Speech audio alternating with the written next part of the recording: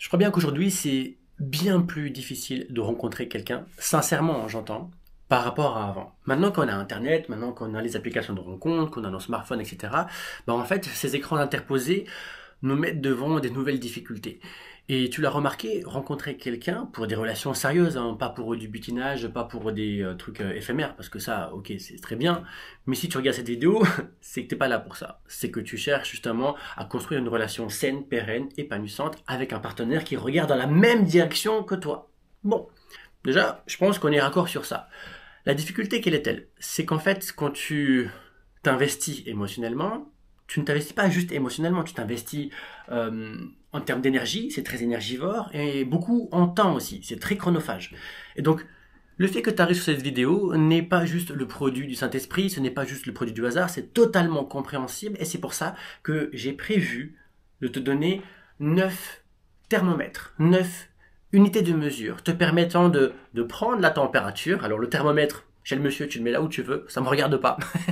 Tu te dépatouilles, tu fais ça à ta sauce. Le tout étant de te faire économiser du temps, te faire économiser de l'énergie, et surtout faire en sorte en fait que tu ne restes pas imbibé de cette forme de lassitude. Je l'ai vu que trop souvent auprès de mes clientes.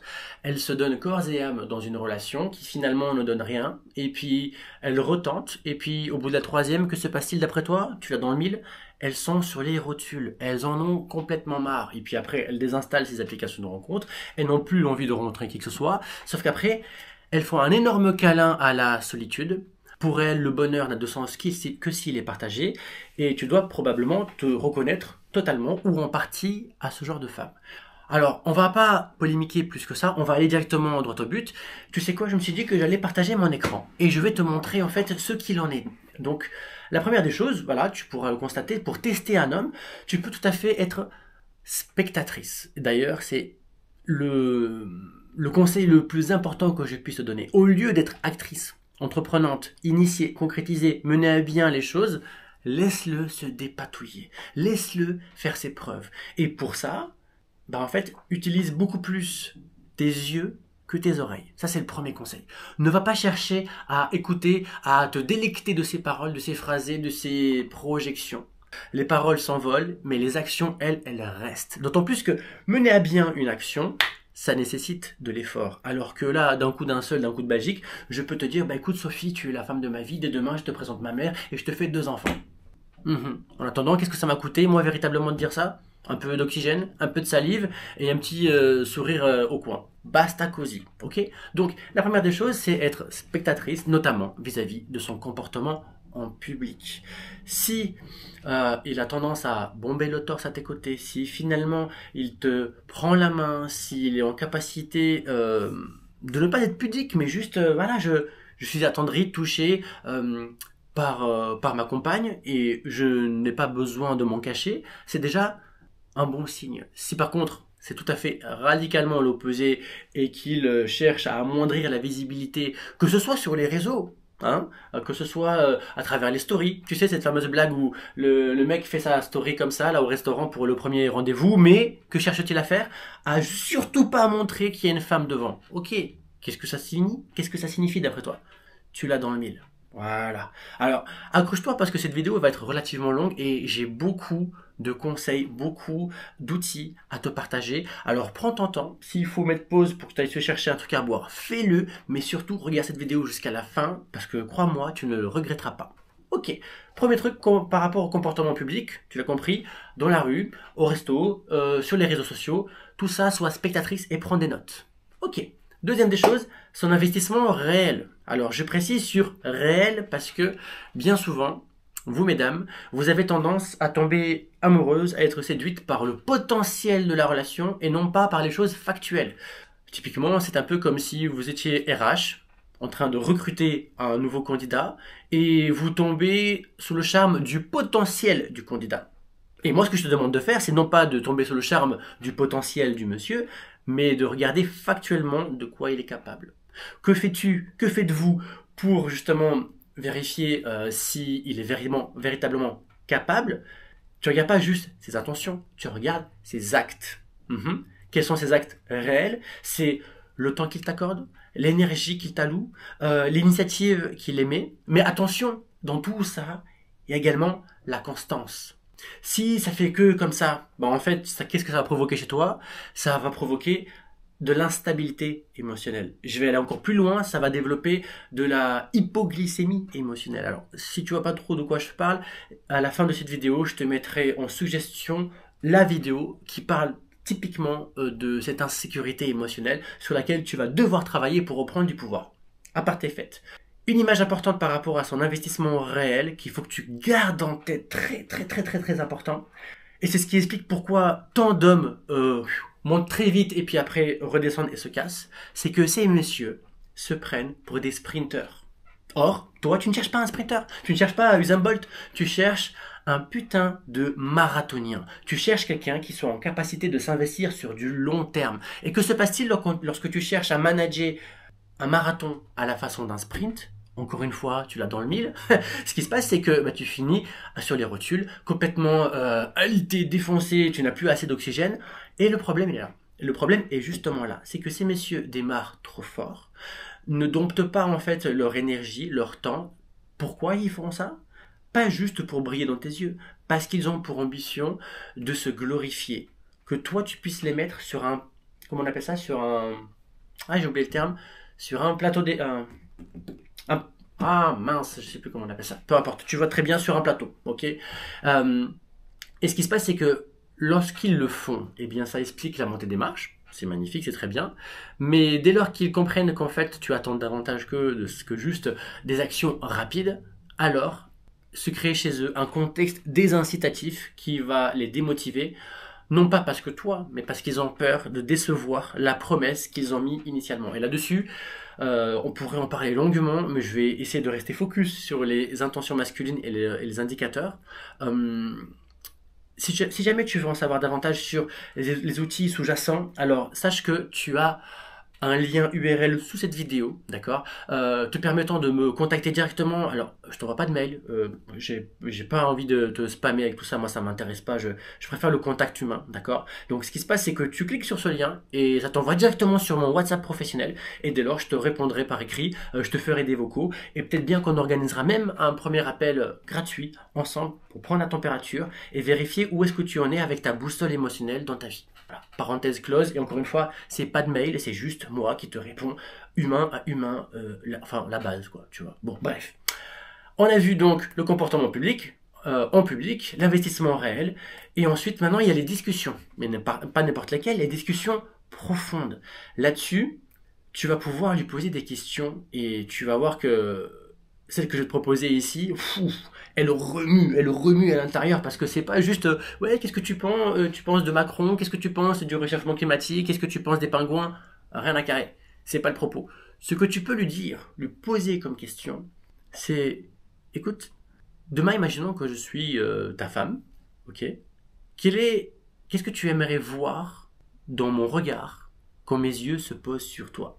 Est-ce que je dois la répéter? Pas besoin. Au pire, tu reviens en arrière. Ce qui se passe, c'est que quand tu dis ça, en fait, tu te connectes directement à son âme. Tu vas chercher à comprendre, en fait, ses besoins, ses véritables besoins. Parce que quand tu demandes ça, en fait, il va te dire que moi, j'ai un besoin crucial de me sentir l'homme de la situation. Moi, j'ai besoin que ma femme me mette sur un piédestal. C'est ça le truc que je cherchais tout à l'heure. Merci de ta contribution. Et ce qui se passe, c'est que selon sa réponse, tu comprends un peu plus quelles sont ses ambitions vis-à-vis de toi, mais vis-à-vis de lui surtout. Parce que de toute façon, soyons honnêtes 2 secondes. Lorsque tu pars à la conquête de quelqu'un pour construire quelque chose, en vrai de vrai, tu pars pas véritablement à sa conquête à lui. Lui n'est qu'un réceptacle. Lui n'est qu'un moyen. Un moyen pour faire quoi? Pour partir à ta propre rencontre, à ta propre féminité, comprendre quels sont tes besoins, tes frustrations, tes désirs, tes intentions, etc., etc. Et donc là, quand tu lui poses cette question-là, tu te connectes à son âme pour vérifier si ce réceptacle est compatible face à tes propres besoins, face à ta propre rencontre. Ok. Ensuite, on continue. Test de la distance. Qu'est-ce que je veux bien dire par là? C'est pas très compliqué. Il s'agit en fait de venir temporiser. Alors, je suis pas pour les trucs chaud-froid. C'est quoi la phrase déjà? Je cours, tu me cours après, des trucs comme ça. Franchement, ça, tu sais, j'arrive même pas à le dire tellement ça me sort par les orifices, ça ne m'intéresse pas. Et parce que c'est du love bombing et ça n'a aucun sens. Par contre, juste prendre la température, vérifier que se passe-t-il si toi, momentanément, tu ralentis la cadence. Est-ce que lui vient compenser? Est-ce que lui est un suiveur ou est-ce qu'il peut être également un leader? Derrière ça se cachait également énormément de choses que je ne viendrai pas développer sur cette vidéo parce qu'elle sera déjà suffisamment longue comme ça. Mais en fait, c'est souvent, surtout si tu es maman, tu as une casquette maternelle qui apparaît, qui s'immisce dans tes relations de façon officieuse sans même que tu t'en rendes compte. Et c'est comme ça qu'en fait, tu prends le monsieur par la main et tu le maternes parce que tu vas donner les idées. Et ensuite, tu vas mettre en place les choses, les concrétiser, et en fait, où est-ce que lui s'incarne? Où est-ce que lui te montre que finalement, il a les épaules suffisamment larges pour t'enlacer, te sécuriser et prendre soin également de toi. Donc, laisse-lui de la place avec ce test de la distance. Ok. Ensuite, on continue sur, tout en haut à droite, intérêt sanguin personnel. Alors, ce que je veux dire ici, c'est qu'en fait, t'as pas envie d'avoir quelqu'un qui soit en égo trip, qui soit juste là à défendre sa propre paroisse. Est-ce que de temps en temps, tu pourrais envisager de lui demander des services? Alors, c'est carrément un exercice que je te demande là. Je le vois souvent avec mes clientes. Ce qui se passe, c'est que vous, mesdames, vous avez une capacité incroyable à être généreuse. Vous savez vous plier en quatre pour assouvir les besoins de votre partenaire, les besoins et les envies. Sauf que voilà, bien souvent, vous n'osez même pas demander. Et si tant est, vous le faites, c'est parce que véritablement, vous êtes dos au mur et que vous n'avez plus le choix. C'est ça qui se passe. Sauf que quand vous faites ça, eh ben en fait, tu t'empêches de payer le prix de la certitude, de vérifier quelles sont les intentions de ce partenaire. Est-ce que véritablement tu cherches une relation qui se veut unilatérale, qui aille dans un seul sens, de toi vers lui? Bien évidemment que non. Tu cherches à faire une partie de ping-pong, que ça vienne, que ça revienne, tac, tac, tac, tac, tac, tac. Mais pour ça, tu as besoin d'exprimer tes besoins. Tu as besoin de lui dire, bah écoute, là, moi j'ai un problème avec mon véhicule, est-ce que tu veux bien t'en occuper pour moi? Parce que franchement, c'est le truc qui me rend anxieuse, qui me stresse, que je sais pas quoi. Ok, tu vérifies. Spectatrice, tu prends des notes, ok? Ah bah là j'ai un problème avec mon, je sais pas, mon lustre, ma lumière, mon truc électricien, je sais pas quoi. Tu demandes. Même s'il ne sait pas faire. Moi je suis nul, mais nul en bricolage. Mais si ma femme me demande un truc de ce type-là, je prends ça en charge et je trouve le prestataire. Ou alors je demande à un copain qui lui sait faire et abracadabra, ni vu ni connu, c'est emballé et c'est pesé, d'accord? Le tout étant de savoir si oui ou non tu peux te reposer momentanément de temps en temps sur lui et qu'il ne s'agit pas d'une relation unilatérale. Et tu remarqueras qu'en fin de compte, agir de la sorte, c'est déjà éduquer ton partenaire. C'est tu le prends pour ce qu'il est, bien évidemment, mais en fait, tu as une énorme part de responsabilité parce que tu peux tout à fait... en fait, je pars du principe que tu ne transformeras jamais un âne en cheval de course, mais par contre, tu peux tout à fait transformer un cheval de course en âne, de par ta posture, de par ton énergie, de par ce que tu vas laisser émaner de toi. Je continue dans la même dynamique. Réaction à la patience. S'il est véritablement intéressé par toi, ton enveloppe corporelle, par ce que tu dégages, par ton énergie, par vos conversations, tutti quanti, alors il sera patient. Évidemment, si ce n'est pas le cas, cela dit de lui qu'il est peut-être bien juste impatient, et moi c'est mon cas, j'ai que très peu de patience, j'aime bien quand les choses bam bam bam bam, mais par contre ça peut aussi dire qu'il est juste opportuniste. Comment est-ce que tu fais la distinction entre tout ça? C'est la communication. Tu communiques, tu lui dis, bah écoute, vis-à-vis de ce qui s'est passé, là, il y a 2 jours, ben, je n'ai pas eu de nouvelles et je te fais une petite confession. Ben, en fait, le fait que ce silence s'est installé entre nous deux, ça provoque en moi un tas de choses. Ce tas de choses, ben, en fait, je l'interprète de la façon suivante. Typiquement, ben, j'ai l'impression que tu as moins d'intérêt pour moi. J'ai l'impression que finalement, peut-être que t'as pas envie de construire quelque chose avec moi. Ou alors peut-être ainsi de suite, ainsi de suite. Et en faisant ça, ben en fait, tu viens de nouveau sonder son âme. Et dès lors que tu lui partages ce que tu viens de faire là avec ces petites questions, enfin, c'est pas des questions, c'est des affirmations liées à ton interprétation corrélée elle-même à ta charge émotionnelle, et ben ce que tu fais, c'est que tu lui partages ton mode d'emploi intitulé «Voici comment me faire kiffer». Évidemment, cet atlas en plusieurs chapitres, en plusieurs tomes, tu vas pas lui donner tout comme ça d'un seul coup, parce que sinon le monsieur va prendre ses baskets et en mode Speedy Gonzalez, il va partir. Mais si tu arraches une petite page et au compte-gouttes, selon les opportunités, selon chaque négociation de virage dans votre relation, tu lui donnes une petite page et tu vérifies ensuite si oui ou non il s'en saisit ou alors s'il se torche le popotin avec, dès lors tu seras en capacité de vérifier son attention et son niveau d'implication. Encore une fois, spectatrice et je note. Fine, ok, on continue. Demande de faveur. Alors, c'est ce que je te disais tout à l'heure en fait.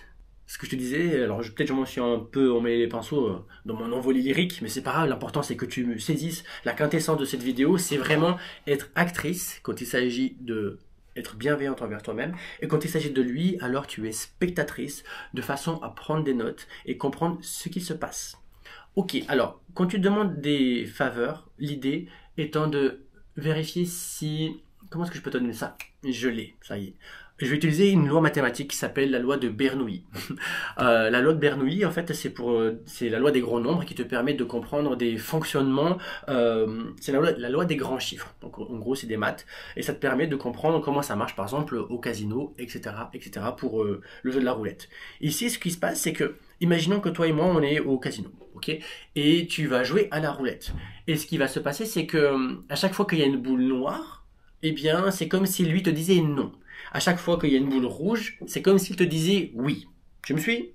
Eh ben, en fait, si tu ne pioches jamais de boule, et que pour une fois que tu as envie de jouer, et que pour une fois tu as besoin de lui, et que tu vas saisir une boule, et que par malheur c'est une boule noire, autrement dit une boule où il te dit non, alors toute ta construction mentale va se péter la gueule, parce que tu vas te dire, waouh, attends, mais c'est un truc de malade. Pour une fois que moi je demande quelque chose, alors que jusqu'avant je faisais tout ça pour lui, et ben en fait, tu n'auras qu'une envie, c'est de le jarter avec un gros coup de pied au cul et ça sera compréhensible. Mais ça sera également de ta faute. Pourquoi? Parce que dans un autre monde parallèle à celui-ci, il y a une autre toi qui de temps en temps pioche et qui parfois se prend des oui et parfois se prend des non. Mais comme tu as davantage d'occurrences, autrement dit un échantillonnage plus grand, alors tu prends du recul et tu comprends que, ok, cette fois-ci il m'a dit non, mais il y a plein de fois il m'a dit oui. Et ça, c'est de ta responsabilité. C'est à toi, en fait, d'oser demander. Alors, je sais que c'est un exercice très compliqué, stressant, parce que on a cette aversion au rejet, au non. Comme si ce fameux non, c'était égal à je ne t'aime pas. Sauf que c'est pas le cas. Ça n'a strictement rien à voir. Mais dans ta tête, je comprends qu'il y a ce lien. Ok. Ensuite, c'est parfait. La transition est toute faite. Le fait de dire non. Tout à l'heure, je te disais que tu avais peur de recevoir un non comme si c'était un putain de stop de cow-boy dans ta tronche. C'est ok, je comprends. Maintenant, il s'agit aussi pour toi, de temps en temps, réussir à dire non. Si tu fais ça, tu viens de nouveau payer le prix de la certitude pour vérifier que se passe-t-il avec mon prétendant, mon partenaire, mon mec. Tu l'appelles comme tu veux ton pingouin, ça me regarde pas. Ce qui se passe, c'est que dès lors que de temps en temps tu dis non, alors tu vois si oui ou non lui est en capacité d'accueillir ça et comment est-ce qu'il réagit. Est-ce que finalement il va minimiser la chose et puis c'est pas grave, il va passer à autre chose? Est-ce qu'il va te faire culpabiliser? Il y a tout un tas de choses. Et l'idée derrière ce conseil de dire non, c'est simplement en fait créer des micro-chaos. Alors, c'est pas pour provoquer de l'instabilité émotionnelle, non. C'est simplement pour vérifier aussi rapidement que possible comment est-ce que lui réagit quand tout ne va pas parfaitement bien. Parce qu'en fait, les premiers mois, ce qui se passe, c'est que tout le monde met de l'eau dans son vin. Ce qui se passe au début, c'est que lui est dans la montée des marches, il cherche vraiment à te mettre des œillères et que toi, tu ne vois plus que lui et ce qu'il a entre les jambes. Et c'est très bien, c'est compréhensible. Sauf que une fois qu'il te prend un peu pour acquise et que finalement il se lasse de courir aussi rapidement parce que finalement il se rend compte que c'est un marathonien que tu cherches et non pas un sprinter, et ces efforts-là vont commencer à diminuer. C'est totalement structurellement normal. Pour autant, le fait de, dès le début, dire non, exposer ses attentes, exposer des faveurs, etc., ça te permet de vérifier véritablement son comportement, son système de valeurs, comment est-ce que lui se conjugue avec toi, etc., etc. Dernier truc, et puis après ça y est, on a fini. Bravo à toi d'être là jusqu'à la fin. C'est le fait de parler des autres femmes. Comment est-ce que lui parle de sa mère? Comment est-ce que lui parle de ses ex? Alors là, oh là là, c'est la régalade. Si systématiquement, admettons, Cet homme a une femme avec qui il a eu des enfants et admettons, il ne cesse de la critiquer sur tout point. À un moment donné, tu comprends bien qu'il y a un truc qui tourne pas rond. Alors effectivement, peut-être que sa femme, son ex-femme, excuse-moi, bah peut-être bien que elle a un pet au casque, peut-être bien que. Mais est-ce que lui est en capacité de mettre aussi sa responsabilité sur la table? Parce que en fait, quand tu es dans un couple, déjà, ce sont deux personnes qui se sont mutuellement choisies, d'accord? Donc il y a une part de responsabilité. Il n'a pas pu que subir, ok? Alors sois spectatrice, prends des notes de nouveau de comment est-ce qu'il vient narrer son histoire passée avec son ex-femme ou avec ses ex-conjointes. C'est très important pour toi parce que demain, tu n'es pas à l'abri d'être à ton tour sa future ex. Et auquel cas, tu sauras comment est-ce que lui va te décrire auprès de son futur tissu social une fois que toi, tu n'en feras plus partie. Donc c'est très important de prendre tout ça en considération. J'espère que cette vidéo t'a plu. Si c'est le cas, bah, comme tous les youtubeurs, je te demande un truc très simple, c'est de mettre un like, de t'abonner, patati patata. Mais au-delà de tout ça, parce que ça en vrai ça me passe un peu au-dessus de la tête, le plus important c'est que si tu en ressens le besoin et que tu ressens le feeling avec Bibi, parce que bah je suis pas vraiment un peu comme tous les autres coachs. Moi, je parle comme je parle, tu vois. Je suis pas là pour mettre de la pommade, je suis pas là pour tourner autour du pot. On y va franco. Si c'est le cas et que t'aimes bien ça et que t'as envie de communiquer, d'échanger avec moi pour rajouter un peu plus de lucidité, de clarté dans ton grenier émotionnel, alors tu sais ce qu'il te reste à faire, c'est le petit bouton juste en dessous de cette vidéo. Ah, ça fait du bien de respirer un tout petit peu quand même. Je te fais la bise, tu prends soin de toi et peut-être bien qu'on se dit à tout de suite de l'autre côté sur WhatsApp. Salut!